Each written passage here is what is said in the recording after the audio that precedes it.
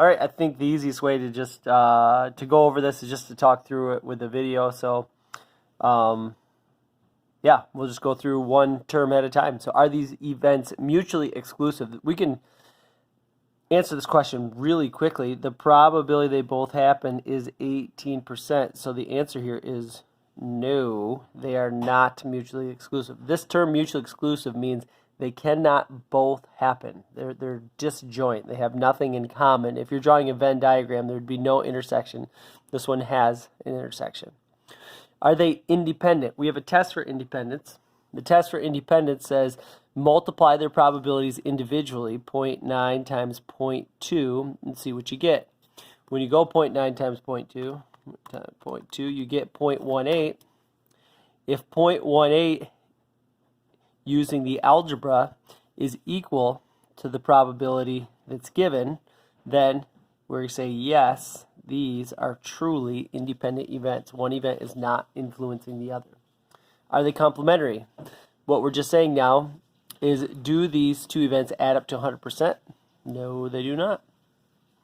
What's the probability that someone orders queso or they get heartburn? In my opinion, anytime you have an or question, the easiest way is with a Venn diagram. I'll go down to the bottom. We got 0.18 in the middle. That would be your both. Over here we got queso.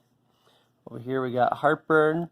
Of the queso, we have 90%, so that would be what, 0.72 would be left, so that 0.72 and 0.18 adds a total of 90%.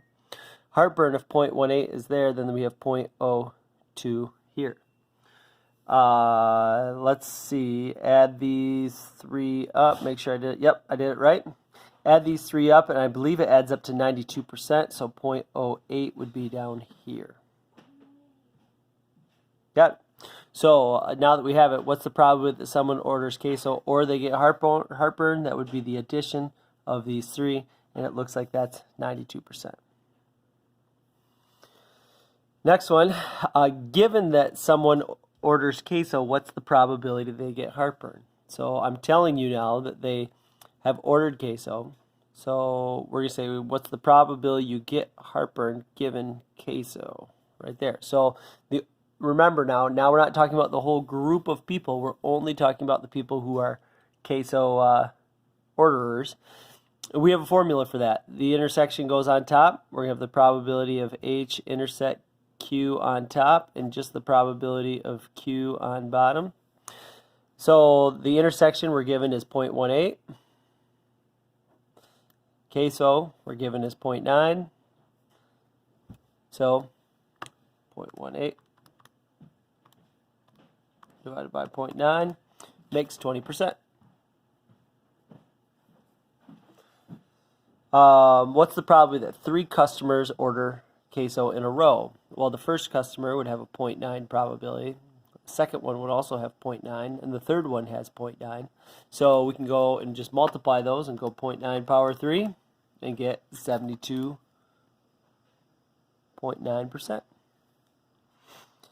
All right. Now what's the probability that exactly 35 of them order queso? Now here's where I probably picked 35 is probably too low of a number. I think we're going to get a really small number here, but we'll go through the process anyways. Anytime you do exactly, that's going to be your PDF on your calculator. I showed you the formula one day.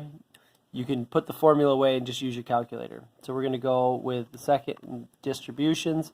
Exactly as PDF, we have 80 trials at 0.95. with 35 successes, and we're going to do that. Yep, it's a really, really, really small number. So basically 0, I will write 1.4 e or times 10, negative 24, really small number, basically 0. And the reason is because you're finding the probability you get exactly 35, no more, no less. Okay, what's the probability that at least 50, so 50 or more, oh, just hit the camera, 50 or more.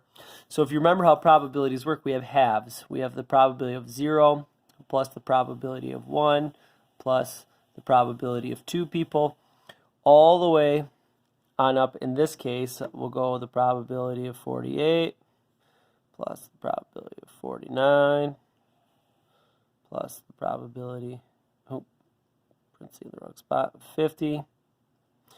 And we're going to keep this going all the way up until you get the probability of all 80. Okay? We talked about probabilities having a top half and a bottom half. So at least 50 would be 50 or more. So I'm going to draw a line right here. And taking all these numbers and adding them up would take forever. So what we're going to do is we're going to use a CDF through 49. And notice I stopped one short of 50 because I want 50 to be included in the top half. Because at least 50 means 50 or more. So I'm going to go distributions on here. I'll go with a CDF. And we have 80 trials. 0.9 for probability. And this time we're going to go up to 49 of them. I'm going to paste it. It's still a really small number. Like I said, I should have picked a number more like 70. I think that would have been more interesting data. But either way, the process we still have is 9.9 e negative 12, so still basically 0. So what's the probability that no more than 25 of them?